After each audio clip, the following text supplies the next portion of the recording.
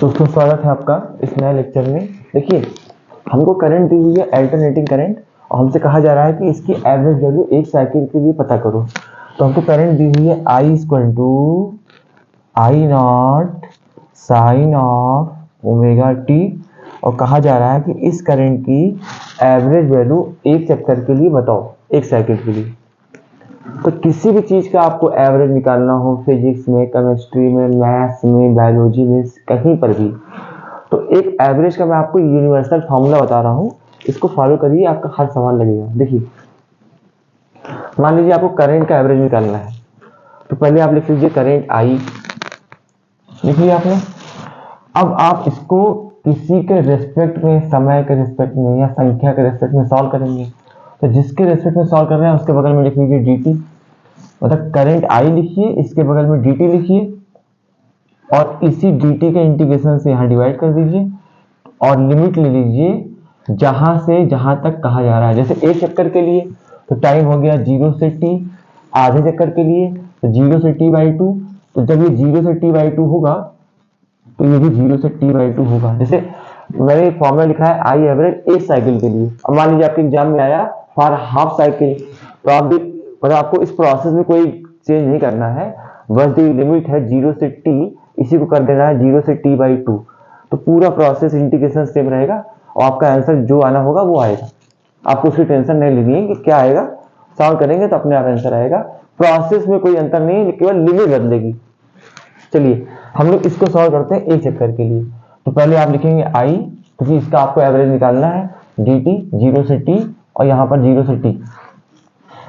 अब ये आई की वैल्यू देखिए, I naught sine omega T है, तो यहाँ आपने लिख दिया I naught sine omega T dt 0 से t 0 से t। अभी आपने कोई इंटीग्रेशन नहीं किया है, केवल इस आई की वैल्यू आई नॉट साइन ओमेगा टी लिखी है। आई नॉट कांस्टेंट है, ये इंटीग्रेशन के बाहर आ गया। Sign omega T dt, sign omega T dt, ये पहले की तरह 0 से t। देखिए dt का इंटीग्रेशन t होता है ना, तो लिमिट हो गई 0 से t। अब यहाँ आ जाइए, साइन ओमेगा टी का इंटीग्रेशन होता है minus cos omega T upon omega. जो लोग इंटीग्रेशन नहीं पढ़े हैं, चाहे मैथ के हो चाहे बायो के हैं, वो लोग ध्यान रखें, sine theta, cos theta, tan theta, इनका डिफरेंशिएशन, इनका इंटीग्रेशन, एक्स की पावर एन का डिफरेंशिएशन, एक्स की पावर एन का इंटीग्रेशन, इतना तो उनको आना ही चाहिए, क्योंकि फिजिक्स में इसका बार बार यूज होगा, तो आपको इससे टेंशन होगी। जैसे इस एसी वाले लेसन में बार बार इंटीग्रेशन आएगा साइन का, कॉस का, तो इतना आपको आना चाहिए। साइन ओमेगा टी का integration minus cos omega T upon omega होता है। मैंने इसका डिफरेंशिएशन का, इंटीग्रेशन का वीडियो अपलोड किया है, आप जाकर वहां देख सकते हैं। ठीक, तो यहाँ पे साइन ओमेगा टी का इंटीग्रेशन हो गया minus cos omega T upon omega, ये अलग है। अब यहाँ देखिए, इस टी के जवाब लिखेंगे एक बार T minus zero, T minus zero, minus cos omega T 0 से टी, माइनस अलग हो गया, माइनस अलग, आई नॉट अपान ओमेगा टी, ये हो गया।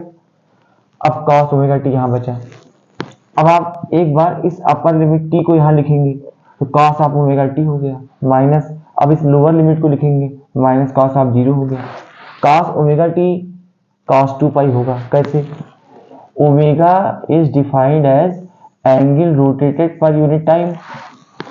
एक चक्कर के लिए टाइम पीरियड हो गया t, और एक चक्कर का एंगल 2 पाई हो गया रेडियन में। तो omega equal to 2 pi upon t होता है, अपॉन 1 लिखिए, क्रॉस मल्टीप्लाई कीजिए, तो omega into t equal to 2 pi, यानी ओमेगा टी की वैल्यू आप 2 पाई लिख सकते हैं। तो इसकी जगह मैंने क्या लिख दिया, कॉस ऑफ 2 पाई। अब कॉस 2 पाई की वैल्यू आपको पता होनी चाहिए। कॉस 2 पाई की वैल्यू होती है 1, कॉस 0 की वैल्यू होती है 1, 1 माइनस 1 0, 0 इंटू कोई भी नंबर होगा तो सबको कर देगा 0, तो आपका आंसर आया 0। तो जो आई है, आई ये, इसकी एवरेज वैल्यू एक चक्कर के लिए 0 आपने प्रूव कर दी।